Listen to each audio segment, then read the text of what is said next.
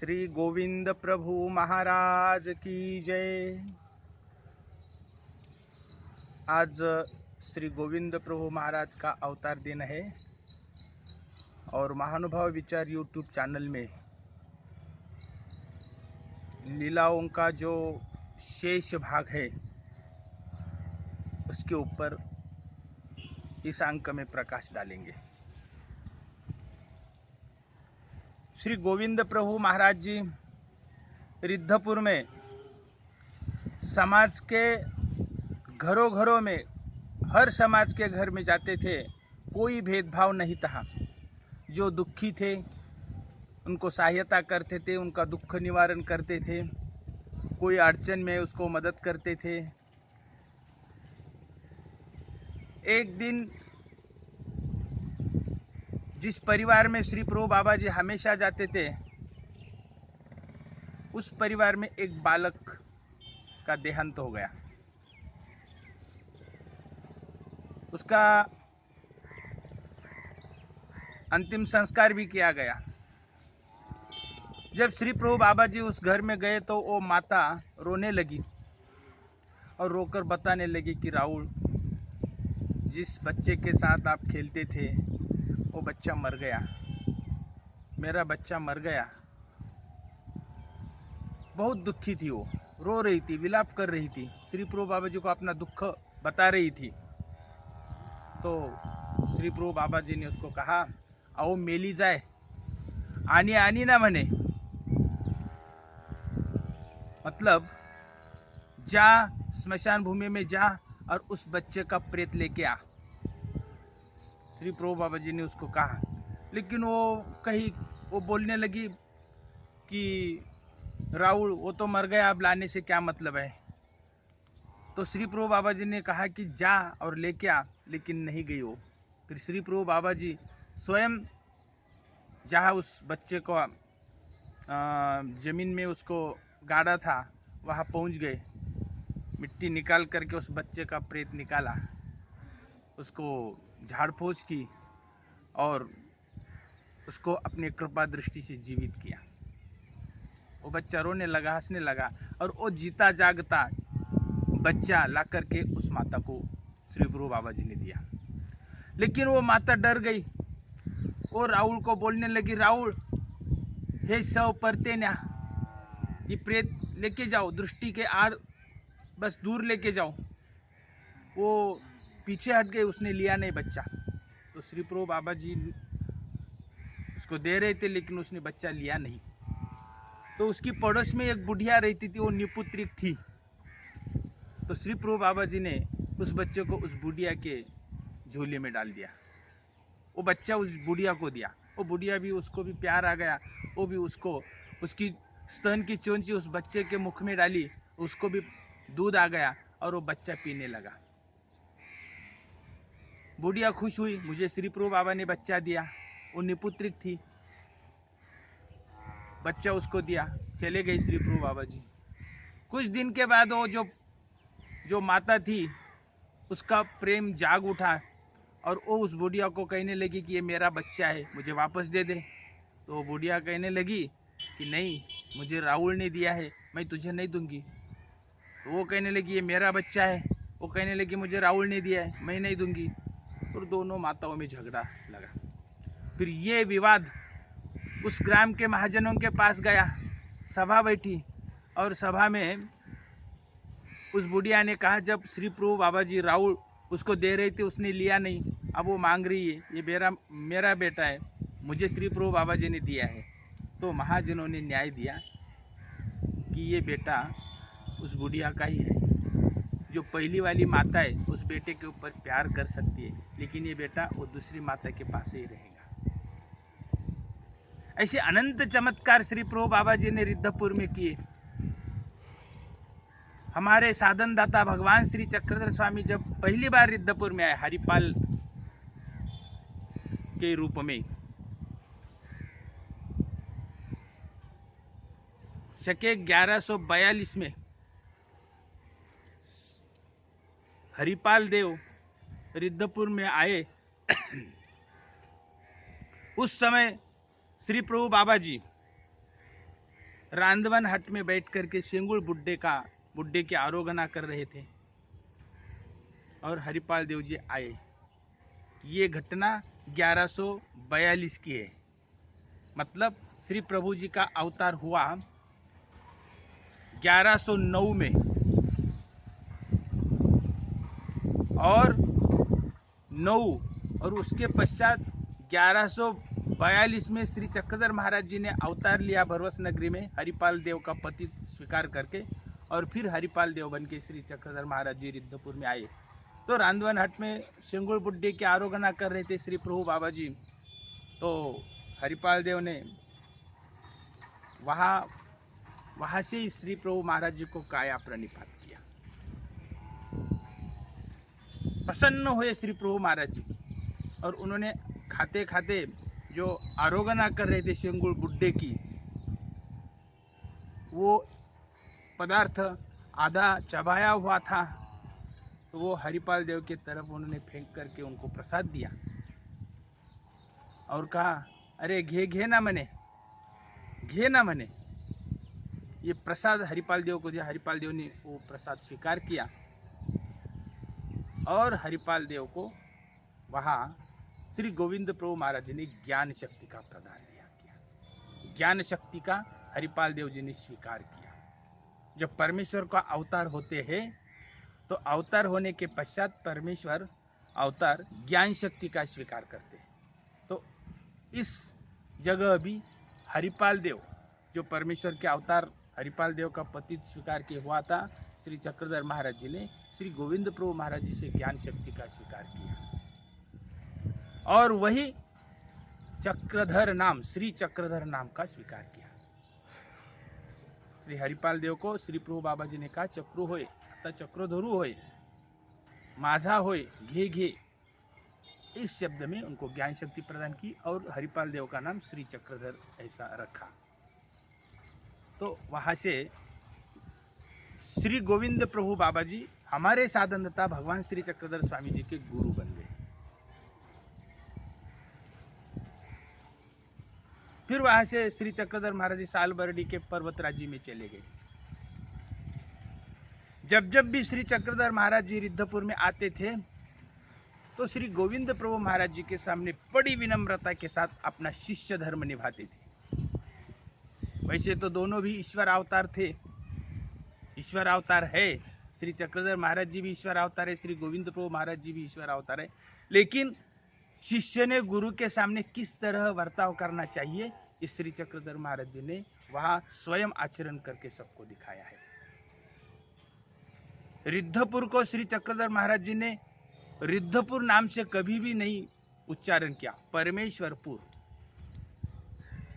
एक भक्त के साथ श्री चक्रधर महाराज जी रिद्धपुर आ रहे थे, तो जब रिद्धपुर के नजदीक आए, रिद्धपुर के गांव के मंदिरों के कलश दिखाई देने लगे, घर दिखाई देने लगे, तो श्री चक्रधर महाराज जी वहां रुक गए और हाथ जोड़कर जय किया उस नगर को। जिस नगर में श्री गुरु जी का वास्तव है, उस नगर को श्री चक्रधर महाराज जी ने जय किया। और साथ में जो भक्त थे उनको कहा, बटिका देखी लेगा हे परमेश्वरपुर, येते श्री प्रभु राज्य करता थी, घाला घाला दंडवते, दंडवत डालकर प्रणाम करो। और फिर उस भक्त ने साष्टांग दंडवत डाले, श्री चक्रधर महाराज जी ने जय किया। इतना बड़ा सम्मान गुरु के प्रति और श्री गुरु के नगर के प्रति श्री चक्रधर महाराज जी के मन में था। श्री गोविंद प्रभु महाराज तो बेड़ी पीसी मूर्ति थी, लेकिन श्री चक्रधर महाराज जी ने जो ज्ञान साधन दे करके इस महाराष्ट्र में जीवों का उद्धार कार्य बहुत आरंभ किया।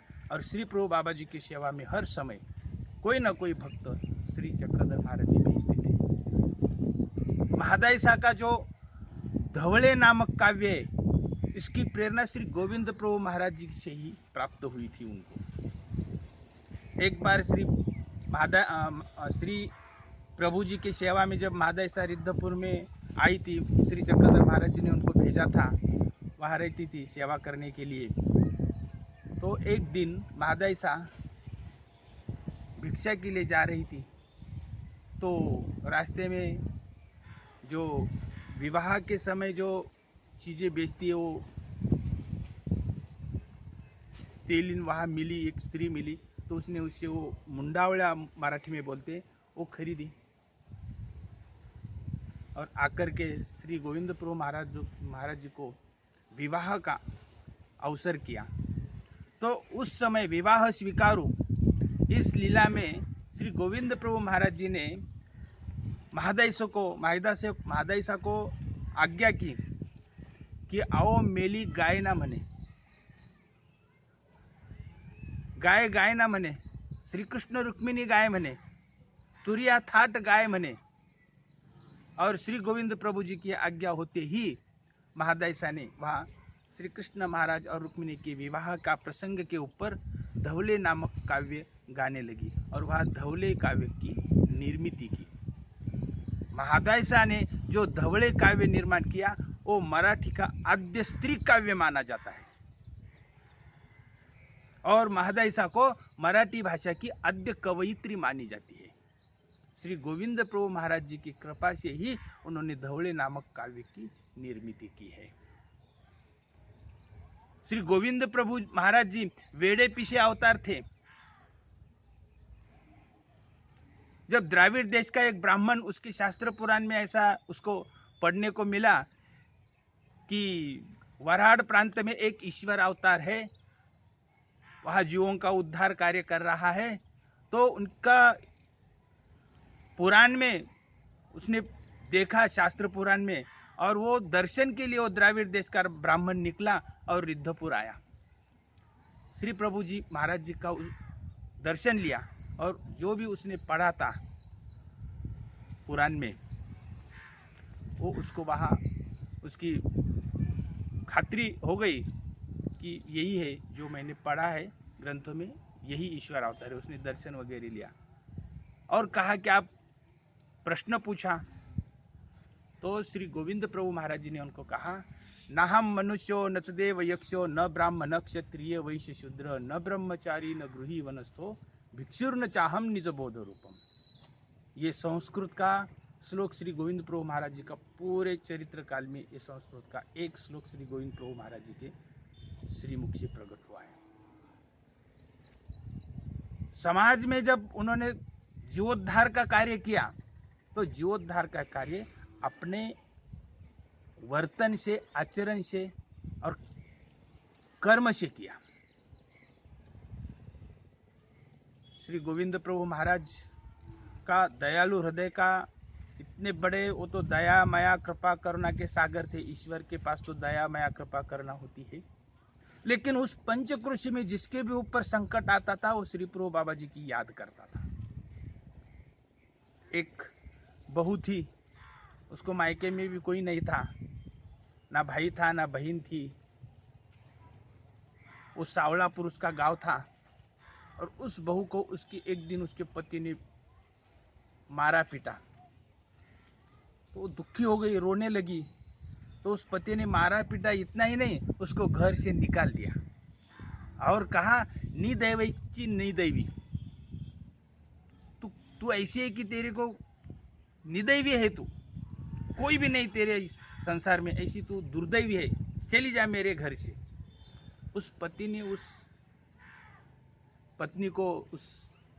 पत्नी को निकाल दिया।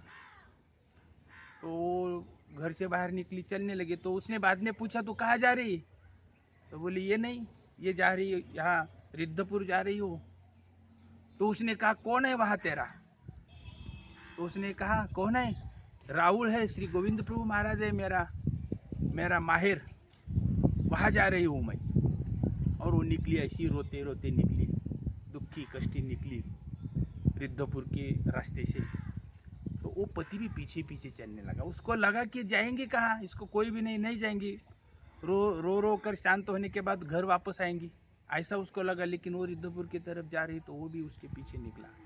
तो इधर श्री प्रभु बाबा जी भक्तिजनों को कह रहे थे कि अब मेरा जमात आ रहा है, मेरी कन्या आ रही है, तैयारी करो।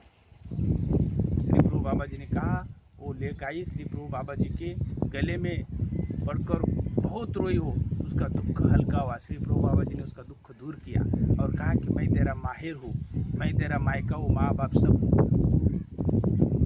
बस अब यह 4 दिन रहे। और 4 दिन वो रही, वो जामाई को भी और सबको श्री प्रभु बाबा जी ने प्रेम दिया, उनको बहुत सुख दिया और फिर उनको नए कपड़े वगैरह पहना करके उनका पूरा सांत्वन करके, शांति सुख दे करके उनको वो लेकी को भेज दिया वापस। वो सावलापुर की लेक, जब श्री प्रभु बाबा जी का अवतार समाप्त होने जा रहा था, तो उस समय वो सावलापुर की लेक समाप्त हुआ अवतार श्री प्रभु बाबा जी का 1209 में, शके 1209 में श्री गोविंद प्रभु महाराज जी ने निजधाम के लिए जाने के लिए निर्णय किया। भक्तजनों को कहा, सब भक्तजन रोने लगे, नागदेवाचार्य वगैरह सब।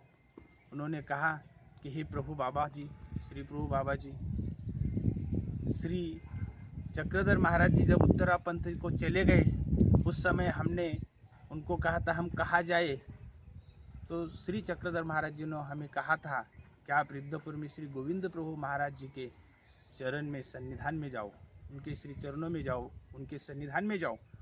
तो हम आपके सन्निधान में आए, आपके श्री चरणों में आए, और आज और आप भी जा रहे, अब हम कहाँ जाए, हमें आप कौन किन का सहारा है। तो श्री गोविंद प्रभु महाराज जी ने उनको कहा, आओ मेली मातापुराशी जाए ना म्हणे, आओ मेली मातापुराशी जाए ना म्हणे। श्री प्रभु बाबा जी ने सब भक्त परिवार को कहा कि अब हम निजधाम को जा रहे हैं और आप मातापुर में जाइए, वहाँ श्री दत्तात्रेय महाराज जी का निवास है, वहाँ जाइए आप। और श्री गोविंद प्रभु महाराज ये विदा लिया उन्होंने और निजधाम को चले गए। तो जो अंतिम विधि की तैयारी चल रही थी, तो ये बात जब सावलापुर की जो लेक थी श्री प्रभु बाबा जी की, उसको समझ कर वहाँ से रोते रोते वो आ गई और बहुत विलाप किया उसने। नागदेवाचार्य जी भी बोले, जब तक वो लेक नहीं आती तब तक अंतिम संस्कार नहीं करना है। लेक आई और सब भक्तजनों के साथ उनका शरीर का निक्षेप किया वहाँ पे। श्री गोविंद प्रभु महाराज जी ऐसे ईश्वर अवतार होके गए, ज्ञान से भी ज्यादा सन्निधान से, आचरण से सब समाज को दिशा दिखाई, भेदाभेद नहीं माना, सबके दुख दूर किए। ब्राह्मण हो, क्षत्रिय हो, वैश्य हो, शूद्र हो, कोई भी ऊंचा नीचा नहीं है, सब मनुष्य है। और सब मनुष्य को उन्होंने अपने पूरे अवतार कार्य में प्रेम बांटा। सबका कौन से भी कर्म करने में उन्होंने कभी भी छोटा बड़ा नहीं समझा। ऐसे श्री प्रभु महाराज जी की आज अवतार दिन है उनका। इस शुभ पावन घड़ी पर मैं श्री प्रभु महाराज जी के श्री चरणों को शत शत प्रणाम करता हूँ। धन्यवाद।